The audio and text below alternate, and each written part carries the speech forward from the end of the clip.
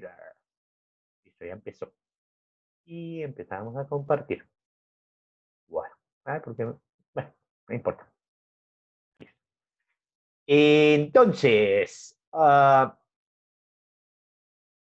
utilizar el punterito. Entonces, las proteínas, el término viene de proteo, las primeras. Yo coloqué una versión de la Biblia. En la Biblia dice, por sus actos los conoceréis. Aquí, por sus proteos los conoceréis, porque pues, las proteínas determinan funciones y esas funciones en últimas son trascendentales para la vida. Ahora bien, el metabolismo de proteínas involucra, cada vez que aparezca un interrogante en una diapositiva, la idea es que ustedes lo hagan no para enviarme nada, es para que ustedes se cuestionen, no necesitan enviarme nada ni nada por el estilo. Entonces, lo de proteínas está íntimamente relacionado con un término que se llama balance de nitrógeno. Entonces, es el nitrógeno que entra por dieta menos el nitrógeno que sale normalmente o por heces o por excreción orina, básicamente orina. Entonces, ese balance de nitrógeno, cuando uno hace la resta, puede ser positivo, negativo o neutro. Y eso está íntimamente relacionado con el BUN. ¿Qué es el BUN? El balance de nitrógeno ureico. Es decir, que yo de la urea puedo sacar el BUN o viceversa. ¿Por qué? Porque cuando digo balance de nitrógeno ureico es el nitrógeno que solo pertenece a la urea, porque uno de los elementos más importantes que tienen nitrógeno, principalmente en sangre, es la urea. Y entonces por eso se llama balance ureico de nitrógeno. Entonces, ¿cuál es la idea? Que definan bien qué es el balance de nitrógeno, qué significa cuando es positivo, negativo o en neutro o en equilibrio, y que clasifiquen estas cositas que están abajo, que son condiciones fisiológicas o fisiopatológicas, que las clasifiquen si están en balance positivo, balance negativo o en equilibrio. Hago una pequeña aclaración en la parte de abajo, aparece la palabra kwashiorkor y marasmo, y eso hace referencia a una desnutrición. Una de ellas, no les voy a decir cuál, una es severa, es decir, ni siquiera come carbohidratos. La otra es al menos hipercalórica con carbohidratos, es decir, no come proteínas, pero sí carbohidratos a la lata. Estos dos términos, kwashiorkor y marasmo, se utilizan mucho para la nutrición con niños. En el caso de adultos se llama caquesia. Listo, acuérdense. Esto es para que ustedes lo hagan, no para que lo envíen, no necesitan hacerlo en un cuaderno. Quiero que de una vez en la cabeza se quiten de la cabeza que los aminoácidos son solo importantes para las proteínas. Sí, obviamente las proteínas son trascendentales en la vida, pero no solo son importantes para las proteínas. Entonces, hay una tasa de recambio, de renovación constante de las proteínas y las proteínas se degradan porque se empieza a perder su conformación, se empiezan a deteriorar, cumplen su vida útil, y cuando se degrada obtenemos aminoácidos. ¿Esos aminoácidos para qué los utilizo? Puedo utilizarlos para nuevamente sintetizar proteínas, o puedo utilizarlo para otras cosas. Y por eso también les dije en la página que buscaran, les coloqué otras cosas que uno diría, oiga, los aminoácidos tienen que ver con porfirinas, oiga, los aminoácidos tienen que ver con nucleótidos, oiga, los aminoácidos tienen que ver con neurotransmisores, por ejemplo, oiga, los aminoácidos tienen que ver con la pigmentación de la piel, con las famosas melaninas, oiga, tienen que ver con hormonas, o sea que los aminoácidos tienen muchas funciones. Pero los aminoácidos también los puedo degradar, y los puedo degradar para diferentes, o sea, ya cumplió su función, tengo suficiente aminoácidos, los saco, pero también en esta degradación puedo obtener energía. Entonces, hay un catabolismo de los aminoácidos y cada grupo de aminoácidos, de acuerdo si son aromáticos, si son alifáticos, si son hidroxilados, tienen ciertas rutas en particular, que tranquilamente, si no me falla la memoria, son más de 250 reacciones, que no se las tienen que aprender, que de hecho ya uno no se las menciona, pero al pobre Gerardo, al pobre Fernando, a mí, nos hicieron comer todas esas reacciones y nos preguntaban. Hay un órgano trascendental en este metabolismo, no solo en este metabolismo, en todo el metabolismo intermediario, que se llama el hígado. Y el hígado es el mayor productor de unas cosas que llaman proteínas plasmáticas. No es el único. Y como lo podemos ver, entonces dice, la síntesis de la mayor parte de proteínas plasmáticas se da en el hígado y una parte importante en los linfocitos B, sistema inmunológico.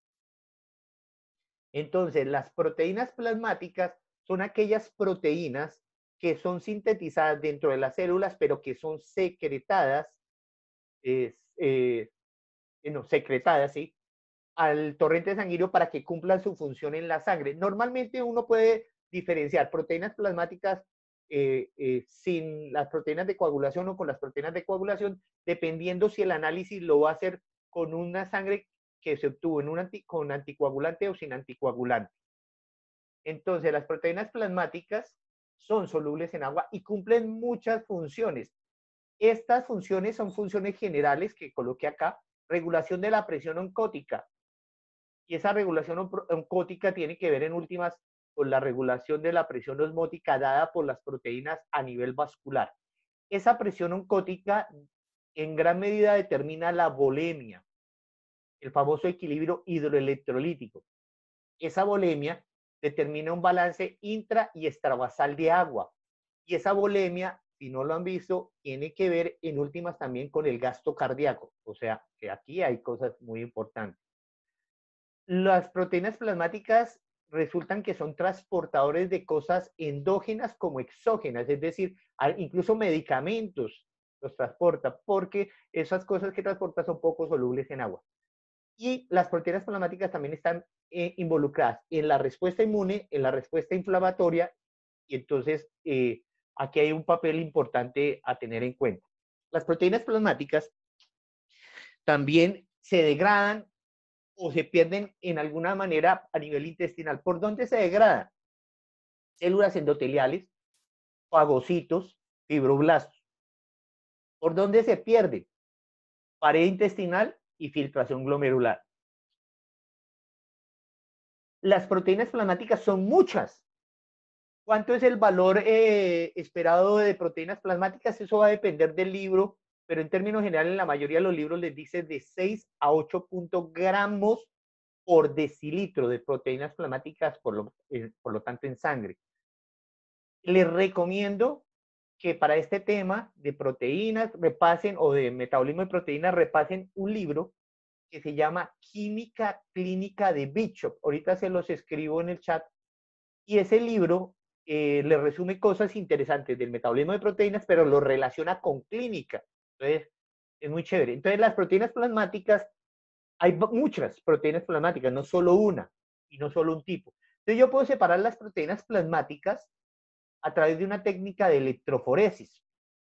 Y la técnica de electroforesis es de separación por carga y peso, o tamaño, si quieren. Entonces, obtengo básicamente 5 fracciones. La fracción de albúmina, la fracción alfa 1, la fracción alfa 2, la beta. En algunas electroforesis incluso puedo separar la beta en beta 1 y beta 2, y las gamas, que son básicamente los anticuerpos. Entonces, estas proteínas y cada fracción tiene unos valores, y esos son valores de referencia que me permiten también hacer una primera aproximación a lo que le pueda estar pasando a un paciente. Entonces, pueden haber alteraciones en el proteinograma.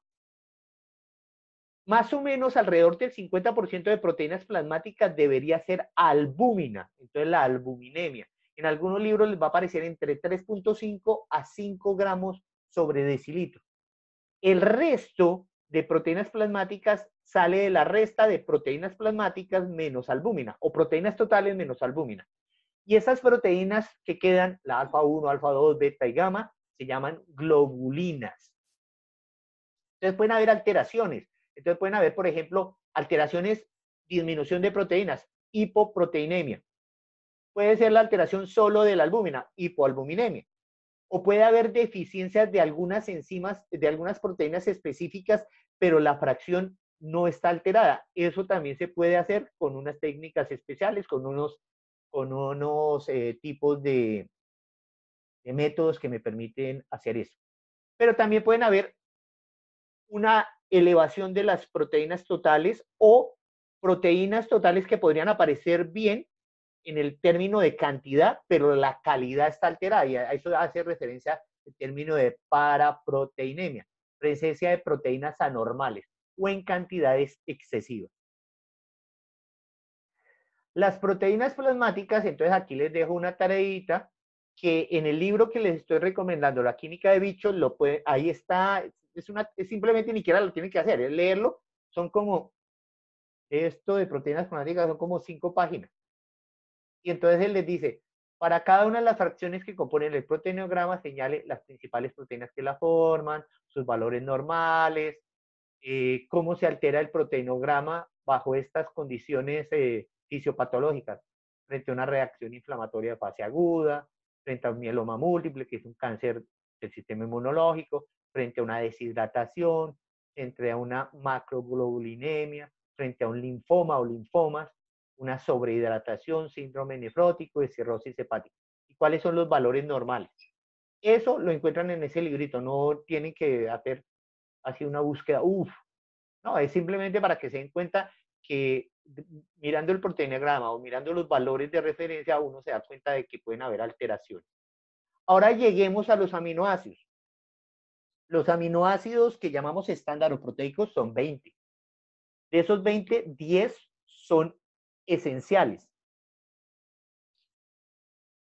Y 2, la histidina y la arginina, que se producen en menor cantidad cuando somos niños.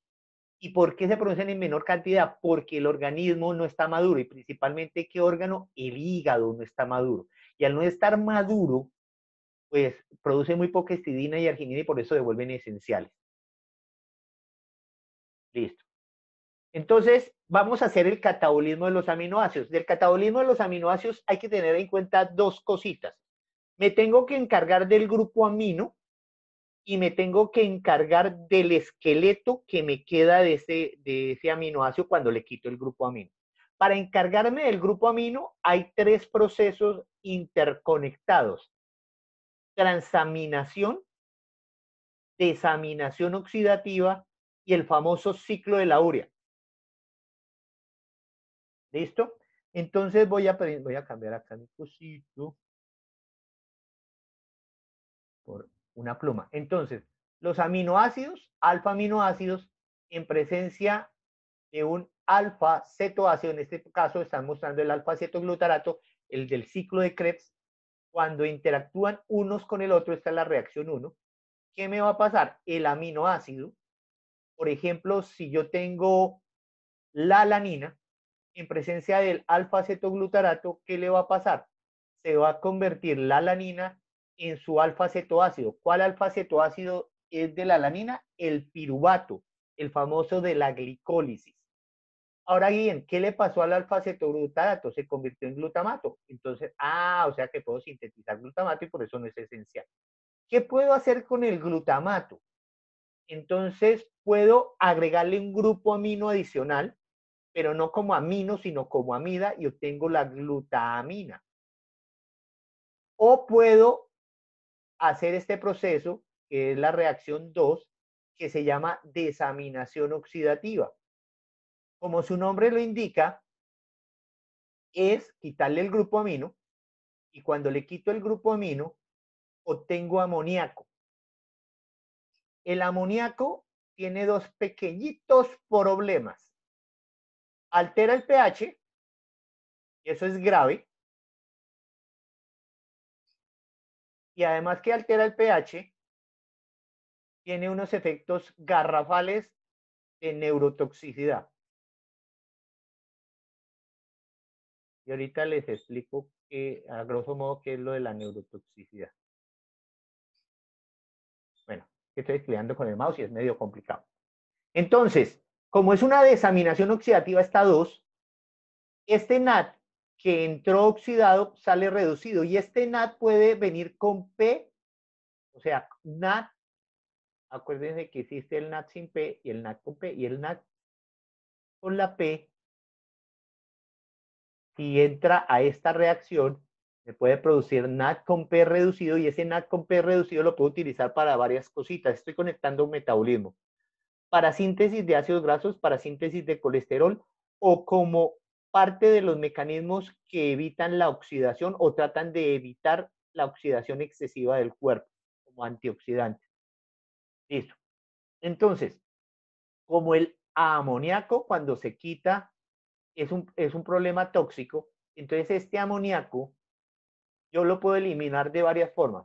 Lo puedo eliminar como amoníaco. Oiga, profe, pero usted dice que es tóxico. Claro, para evitar la toxicidad, ¿qué haría un cuerpo? Pues agréguele agua y dilúyalo.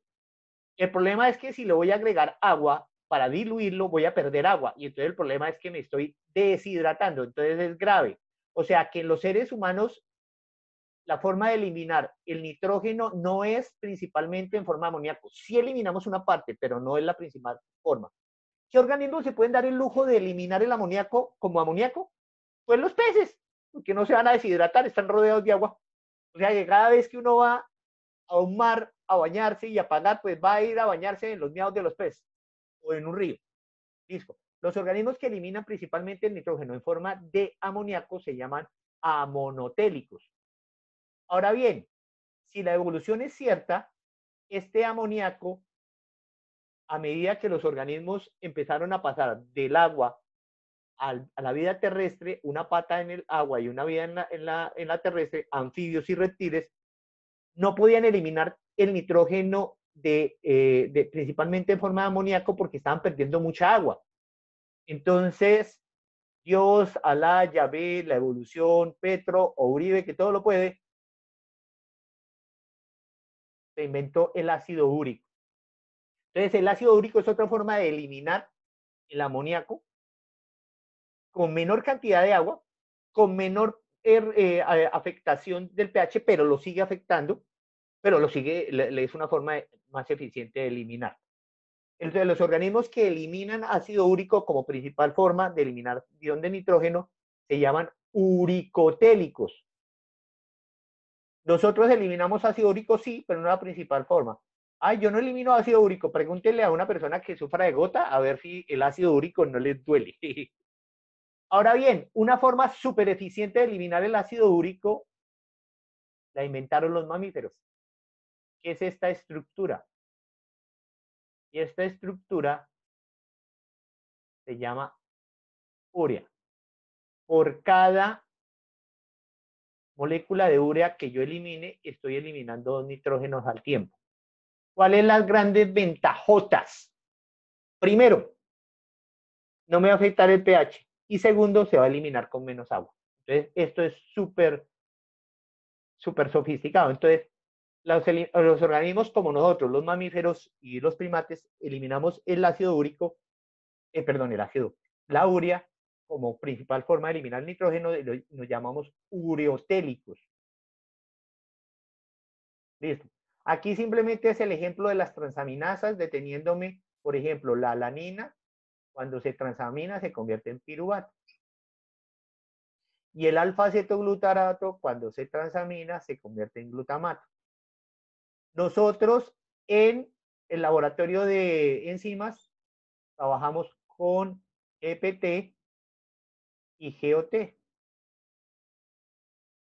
Entonces, la GOT, glutamato, oxaloacetato, transaminasas.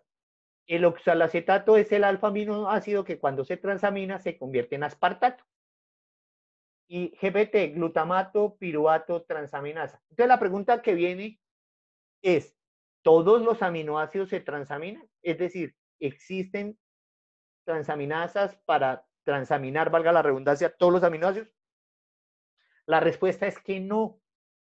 Existen aminoácidos que no se transaminan. Está la lisina, la trionina, la prolina y la hidroxiprolina, que es un aminoácido modificado post-traduccionalmente, típico del colágeno, por ejemplo. El proceso de desaminación oxidativa, ¿en qué consiste? Entonces tengo el famoso aminoácido y ese aminoácido, por ejemplo, la oxidasa de los aminoácidos, que es un proceso de desaminación oxidativa, coge el FAT de manera oxidada y lo obtiene de manera, es decir, de manera oxidada y lo obtiene de manera reducida. En ese proceso, ¿Qué le pasó a este grupo amino? Se convirtió en aquí un doble enlace, se volvió imino. Listo. Ese es el paso previo para que con presencia de agua, sin necesidad de una enzima, yo pueda retirar el grupo amino en forma de amoníaco y lo que voy a obtener es un alfa-cetoácido. ¿Listo? ¿Qué pasa con el FAT reducido? Ese FAT yo lo puedo utilizar para que en presencia de agua genere peróxido de hidrógeno. Uno dice, pues ¿para qué genera peróxido de hidrógeno? En presencia de catalasas, degrado el peróxido de hidrógeno a agua y oxígeno, y esa producción de agua, de agua a partir del peróxido de hidrógeno produce calor y es una de las formas de producir energía, lo mismo que con las energía calórica para mantener la temperatura. No es la más importante, pero es una de las formas. Listo. ¿Qué hace esta enzima? La glutamato deshidrogenasa, que es específica de este aminoácido. Hace un proceso de desaminación, pero mire la característica. Esta trabaja con NAD, con P y sin P. Y ya es lo que les digo. Y hace el proceso de desaminación que les mencioné anteriormente. Entonces, obtengo el alfa-acetoglutarato, lo conecto con el ciclo de Krebs, obtengo este NAD con P reducido, que igual me sirve, acuérdense, para la síntesis de ácidos grasos, para la síntesis de colesterol, para controlar los procesos de oxidación. ¿Dónde más obtuvieron ustedes NAD con P reducido? En un proceso que vieron en metabolismo de carbohidratos, que ustedes lo llamaron vía las pentosas, pero realmente se llama oxidación directa a la glucosa. Y muchos me dirán, no, profe, la oxidación directa a la glucosa se llama glicólisis. No, porque en la glicólisis yo no estoy oxidando a la glucosa, perdón, no estoy oxidando a la glucosa, estoy oxidando al gliceraldehído. Entonces, la vía de las pentosas también se conoce como vía de oxidación directa a la glucosa. Ahora bien, aquí tengo una enzima que también es específica del glutamato y ustedes se darán cuenta de la importancia del glutamato. Está la glutamato deshidrogenasa, pero entonces, que es la anterior que teníamos ahí. Pero entonces, ¿qué es lo que le está diciendo? Mira, vamos a hacer la transaminación, vamos a obtener ese grupo del nitrógeno, pero por separado, que se llama amoníaco, a través del proceso de desaminación oxidativa. O sea que este es el paso previo para que a partir del glutamato pueda entrar a la urea. Pero mire, entonces tengo amoníaco y en presencia de CO2 voy a hacer aquí un intermediario que me va a aparecer ahorita y ahí sí puedo iniciar el ciclo de la urea. ¿Dónde se lleva a cabo el ciclo de la urea? En el hígado. ¿Dónde se elimina la urea? A través del riñón. Hay una enzima que se llama glutaminasa sintetasa. ¿Por qué es importante? Veíamos que el glutamato, yo le puedo agregar al glutamato, en este caso no aparece como amoníaco, sino como amonio. Están íntimamente relacionados. Y gastando un poquito de energía, porque aquí voy a gastar energía y por eso se llama glutamina sintetasa, lo que voy a hacer es pegarle este grupo de amoníaco, se lo voy a pegar aquí. Y uno dice, pues esto es una tontería. No es una tontería. Es una forma de agregar el grupo, el amoníaco, evitar los problemas sobre el pH y una forma de transportar más eficientemente ese amoníaco camuflado en los aminoácidos a través de la sangre y en el hígado lo desarmo. Y ustedes se darán cuenta que ¿qué hace la glutaminasa? Hace lo opuesto. Coge la glutamina, le quita este grupito, obtengo el glutamato y pues con la glutamato deshidrogenasa, que es la desaminación oxidativa, pues quito este personaje y este personaje y este personaje juntos se van a desviar para poder formar el ciclo de la urea o iniciar el ciclo de la urea. Ahora bien, yo les decía que el amoníaco era tóxico, neurotóxico principalmente. Entonces, en el cerebro yo gasto mucha energía. De hecho, 5 minutos sin glucosa, las neuronas se mueren. Entonces, el gastar mucha energía quiere decir que hay constantemente AMP. Ese AMP se degrada en esta cosita. Al degradarse en esa cosita, va a producir esta cosita, que es el amoníaco que está ahí en el cerebro. Este amoníaco va a alterar el pH y va a favorecer que este IMP, ¿listo?, empiece a desviarse para formar adenilosubcinato. Y uno dice, bueno, a mí qué me importa. Ese adenilosubcinato viene de gastar aspartato. Y uno dice, ¿y a mí qué me importa? Ese aspartato, ¿de dónde viene? De oxaloacetato. ¿Y ese oxalacetato de dónde viene? Del ciclo de Krebs. Es decir, que cuando yo acumulo IMP y producción de amoníaco dentro de la neurona, ese IMP me va a gastar intermediarios del ciclo de Krebs. Y si me gasta intermediarios del ciclo de Krebs, pues simplemente eso se traduce a que la producción de ATP va a disminuir. Y entonces empieza a sufrir Cristo a padecer. Listo. Pero hay otra cosa que también pasa. Sucede que para poder convertir el oxalacetato a aspartato a través de la transaminación, me gasto glutamato. Y uno dice, bueno, sí, se gastó glutamato. Y el glutamato, si me lo gasto, el glutamato es un neurotransmisor que es importante para mantener el equilibrio nervioso. Lo mismo que otro neurotransmisor que ustedes ya conocen que se llama glutamina. ¿Cómo así? La glutamina también es un neurotransmisor, sí. Entonces me gasto glutamato, entonces para compensar, la glutamina se convierte en glutamato. O sea, que glutamina y glutamato como neurotransmisores empiezan a disminuir. Mejor dicho, me fregué por punta y punta. Aquí simplemente les estoy mostrando el amoníaco, el ácido úrico y la urea. Este ciclo, ustedes ya lo conocieron intuitivamente, se llama el ciclo de Fellin o el ciclo de la glucosa alanina. ¿Qué es? Básicamente, tejidos como el músculo van a degradar glucosa y van a producir piruvato. Cuando yo tengo mucho piruvato, ¿qué voy a empezar? Y mucho piruvato, poca glucosa, ¿qué va a empezar a hacer el organismo? Empieza, incluyendo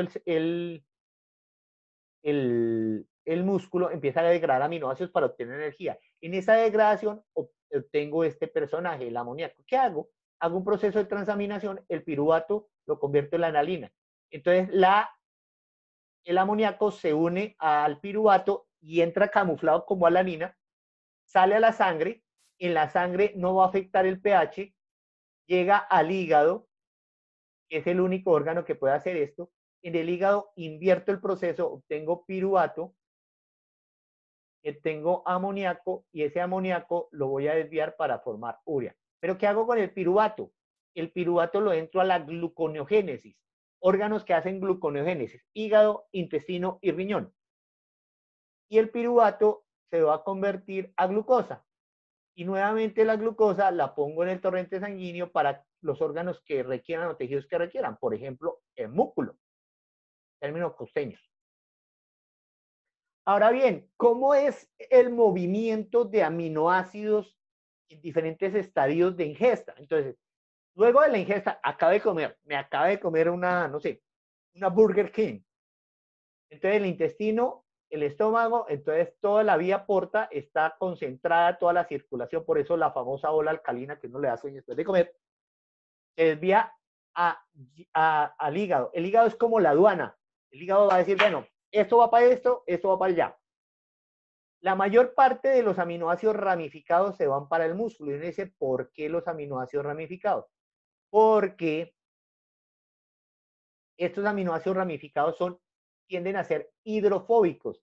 Y esos aminoácidos ramificados son importantes para formar actina y miosina, trascendentales como proteínas de contracción. Y las proteínas de contracción son fibrosas que no son solubles en agua. Listo. El músculo me va a producir glutamina y ustedes ya saben por qué, es una forma de camuflar. La glutamina yo también la puedo enviar al riñón, no va a ser eliminada como glutamina, sino la voy a convertir en glutamato, el glutamato lo voy a convertir en oxaloacetato y voy a poder producir energía. les voy a dejar de tarea por qué la valina se tiende a ir hacia el cerebro por parte del músculo. La alanina es lo que vimos ahorita del ciclo de Feli. Esa distribución de aminoácidos va a ir cambiando a medida que van pasando las horas desde postprandiales, desde que comimos.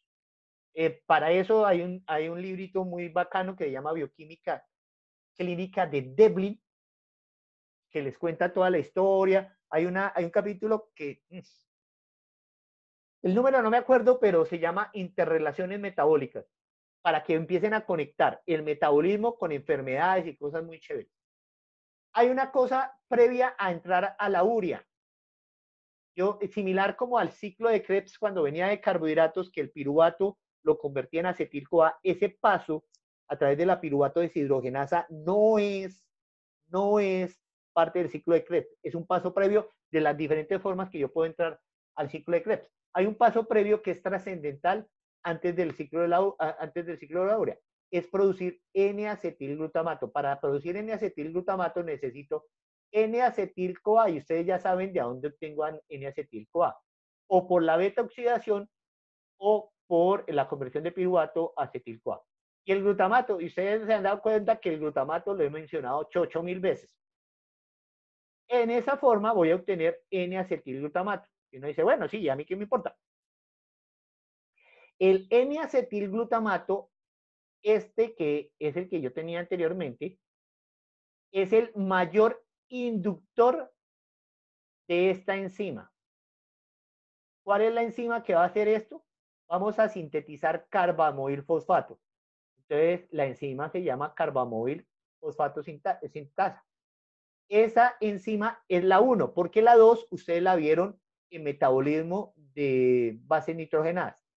Entonces, para poder sintetizar el carbamoil fosfato necesito el amoníaco, y ya saben de dónde viene, CO2 que producimos constantemente porque hay procesos de carboxilación como el ciclo de Krebs, agua y ATP.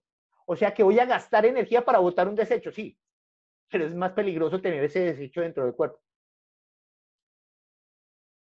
Entonces, aquí simplemente no me voy a detener, son reacción por reacción para el ciclo de la urea. No me voy a centrar ahí, eso lo ven con detenimiento, ya lo vieron con detenimiento, lo van a ver con detenimiento en la clase.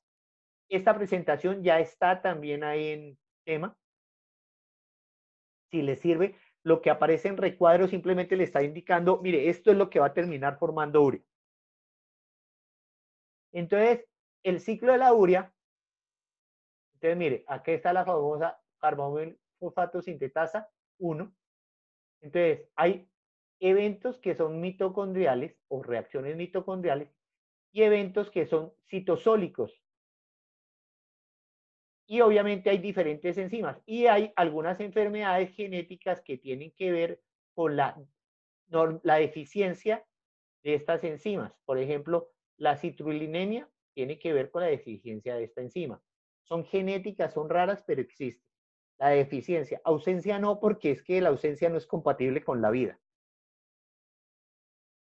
Obviamente, producir urea, como es una síntesis, es un proceso anabólico que implica gasto de energía. Pero vuelvo y reitero, se hace eso porque producir urea no es dañino como mantener el amoníaco disuelto en la sangre o en nuestras soluciones del cuerpo. Entonces, dependiendo, el balance se hace o a partir del glutamato o a partir del aspartato, pero la clave es que hay gasto de energía. Obviamente uno diría, bueno, profe, hemos visto ciclo de Krebs y qué tiene que ver. El ciclo de Krebs es este personaje que se conecta con el ciclo de la urea, que es este personaje. ¿Y cuál es la molécula conectora? El glutamato trascendental.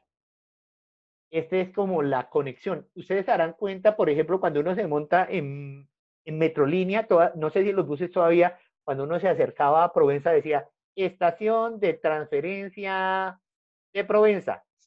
¿Qué hace uno en la estación de transferencia de Provenza? Se baja, coge un alimentador o viceversa. Del alimentador se monta. Del metabolismo hay rutas que se conectan a través de moléculas, nódulos, redes. Esto es una red. ¿Y quién es este persona? ¿Quién es esto que está pintado aquí? Usted ya lo conoce. Esta es la famosa lanzadera del aspartato malato o malato aspartato. La lanzadera es para poder utilizar el famoso NAT que se produce en la glicólisis a nivel del citosol. Ahora bien, ya me encargué del nitrógeno. Listo. Me quedó un esqueleto de carbonos. ¿Qué hago con ese esqueleto de carbonos? Era lo que yo les decía. Este esqueleto de carbono se va a degradar a través de rutas muy similares, depende del aminoácido, depende de la cadena lateral del aminoácido, entonces en rutas similares. Y me va a producir algunos intermediarios, entonces me va a generar, por ejemplo, piruvato en este caso, o me va a generar N-acetil-CoA y así sucesivamente. ¿Qué es lo que ustedes se dan cuenta? Todas estas degradaciones van a converger hacia intermediarios del ciclo de Krebs. Van a converger. Y dependen a qué lugar convergen del ciclo de Krebs, me va a favorecer que esos intermediarios me favorezcan la producción de nueva glucosa a partir de cosas que no son carbohidratos, o sea, gluconeogénesis, y a eso lo llamamos a esos aminoácidos glucogénicos o glicogénicos, porque si formo glucosa me favorece la formación de glucógeno. Ahora bien, pueden que hayan aminoácidos que me va a favorecer la formación de cuerpos cetónicos, entonces los llamo cetogénicos. O hay aminoácidos que su degradación me va a favorecer tanto glucogénico como cetogénico de manera diferente. Entonces, estas tablitas se las van a mostrar para resumir. Hay un problemita en esta tablita no la he actualizado. Esta tablita, aquí hace falta un aminoácido que también es cetogénico. No sé si ya lo vieron hoy, pero yo sé que si es Gerardo se los va a mencionar. Entonces, si no, me averiguan cuál falta ahí. ¿No la valina? ¿Seguro? Última palabra. Averígüelo. Listo. Pues usted dijo que la valina tenía una relación específica con el cerebro, no Ah, sé, sí, y yo... sí. Con el cerebro sí, pero aquí es otra cosa. Es como la degradación de aminoácidos. El esqueleto de carbonos me va a favorecer o la formación de cuerpos cetónicos o formación de, como lo dice aquí, glicogénicos, es formación de glucógeno, por lo tanto de glucosa. Me va a O sea, potenciar. ¿Sí? La valina es sí, otro cuento. La valina es que al cerebro se envía para otra cosa. ¿Sí? ok, ¿Listo? es que pensé porque antes la dieta ketogénica la usaba para curar la epilepsia, Sí, señor. Sí, entonces señor. pensé que tenía relación el hecho de que los cuerpos cetónicos por la afinidad de la valina con el cerebro, alguna vez así, pero bueno, No es por ahí. Listo, no es por ahí. a ver. No, no hay problema. Listo. Entonces, aquí simplemente estoy catalogando aminoácidos que van a formar cetoglutarato. Estos son lo que les digo, era un chorre, eso, no era. Es un chorrero de reacciones que ya no las ven ustedes. Pero en nuestros tiempos, nosotros que somos viegenias con Gerardo, nos tocaba aprendernos toda esa vaina. ¿Listo? Entonces, aminoácidos que forman piruvato cuando se degradan. Esto es un resumen de una cosa más detallada de lo que aparecía ahorita en el ciclo de Krebs y qué aminoácidos van a ir a formar eso. Pero lo que quiero resaltar es esto. ¿Qué carajos es eso? Una red. Esta red, cada puntico que aparece en esta red es una molécula que conecta procesos. Esta red que les estoy mostrando específicamente es cada nódulo. Esta red que estoy mostrando específicamente es la red del metabolismo de carbohidratos de humanos, de seres humanos. Esto es para verlo tridimensionalmente cómo se conecta el flujo de materia, energía e información. Ahora bien, uno lo podría ver de manera plana como nos tocó a Gerardo, a Fernando y a mí, como un plano, listo. Y ustedes se dan cuenta que aquí no está todo el metabolismo, aquí está solo el metabolismo que ustedes ven en un pregrado, el metabolismo intermediario. ¿Listo? Y este metabolismo intermediario pues tiene un punto de encuentro, el famoso ciclo de Krebs, o sea que nosotros no los torturamos con el ciclo de Krebs porque se nos pegó la gana, sino que los procesos catabólicos convergen a él y los procesos anabólicos divergen de él. Entonces, ustedes se dan cuenta que está aquí el ADN o sea, nucleótidos que tienen que ver con aminoácidos. Todo esto es todo lo que tiene que ver, digamos, con metabolismo relacionados con cosas con nitrógeno. Aquí estoy metiendo carbohidratos. ¿Listo? Estos carbohidratos también, aquí hay unos conceptos, se conecta por este lado y se termina conectando con lípidos por este lado. Todo está conectado. Yo podría conectar lípidos. El organismo humano es capaz de convertir estructuras que vienen de carbohidratos, parte de las estructuras, a aminoácidos. Los aminoácidos, parte de los aminoácidos a carbohidratos. O parte de los aminoácidos a lípidos. O parte de los lípidos a aminoácidos. Lo que no hacemos como humanos eficientemente es convertir lípidos en carbohidratos. Y probablemente Gerardo les habrá dicho esto. Si fuese así, uno leería bioquímica y bajaría de peso. Porque el cerebro funciona a punta de glucosa. Entonces yo gastaría glucosa y entonces degrado lípidos para convertirla en glucosa fácilmente. Hay solo un pequeño pasito que conecta lípidos con la gluconeogénesis. Pero es un pequeño paso. ¿Cuáles lípidos? Los ácidos grasos de cadena impar cuando se degradan. Listo, ¿qué es esto? Todas las redes del metabolismo intermediario metidas de manera tridimensional. Ahora, así es que se ve la bioquímica, así es que se ve la biología molecular. Conexiones, flujo de materia, energía de información. Listo, y yo les decía, oiga, los aminoácidos son importantes para otras jodas. La medio pendejadita, síntesis de bases nitrogenadas. Sin eso, no existe ADN, no existe ARN, me jodí. Síntesis de una medio pendejadita que se llama el gamma aminolebulínico, el ácido, que es importante para sintetizar una pendejadita que se llama porfobilinógeno, que va a traducir en qué? Síntesis de porfirinas. Y uno dice, ¿y eso para qué? Para sintetizar el famoso anillo M o hemo. ¿Y eso para qué? Para las hemoproteínas. Y no solo son la hemoglobina, la hemoproteína, la única. Está la mioglobina. Y otras, la medio pendejadita, los famosos citocromos. Y para que se den cuenta cómo está conectado todo y todos estamos conectados con todo, la hemoglobina, el citocromo, todo este cuento, estructuralmente también se parece muchísimo a una hemoproteína que tienen las plantas que se llama clorofila, por la cual se hace la famosa fotosíntesis. Entonces, a partir de la histidina puedo sintetizar estas sustancias que son estructuras pequeñas, carnosina, anserina, que hasta donde se conoce son antioxidantes naturales que produce el cuerpo. Pero también a partir de aminoácidos puedo sintetizar poliaminas, como la espermidina, la espermina, la putrescina, la calaverina. Y uno dice, uy, eso es cuando se muere la persona. No, sucede que producimos poliaminas para estabilizar la estructura del ADN. Si ustedes se darán cuenta, el ADN externamente está cargado negativamente por los fosfatos. Ustedes dan cuenta que esto está cargado positivamente. Entonces, estabiliza la estructura. Lo que pasa es que cuando se muere alguien y se empiezan a romper el contenido celular y el núcleo, empiezan a liberarse estas sustancias y tienen la capacidad de ser volátiles y uno empieza a decir, me huele a cadáver, me huele a flor de cementerio. Serotonina, o sea, sintetizo un neurotransmisor y una hormona que tiene que ver con la alegría, con la tranquilidad, con peace and love. Entonces, a partir del triptófano. Sintetizo a partir de estas estructuras que vienen del triptófano, sintetizo melatonina. Y uno dice, ¿para qué la melatonina? La hormona que regula el sueño.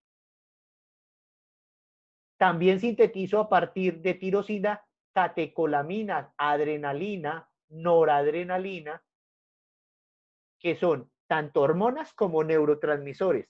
Mejor dicho, por donde quieras. Sintetizo a partir de la tirosina melaninas, pigmentos. Hay diferentes tipos de melanina.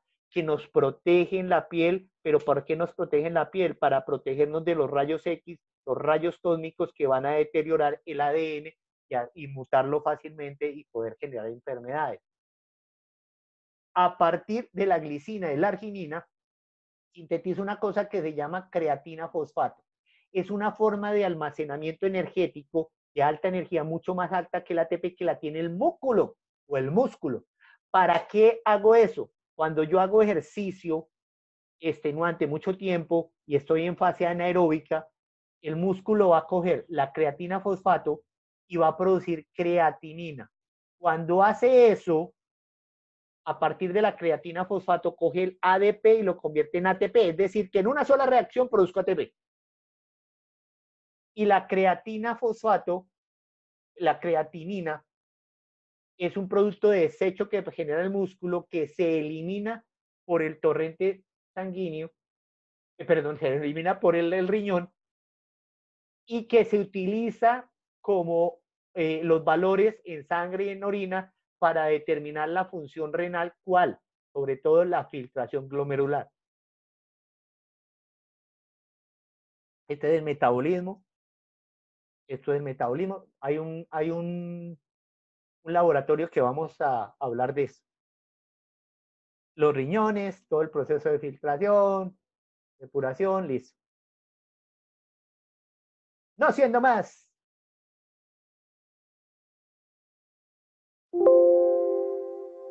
Descartar. Listo. Entonces, ok.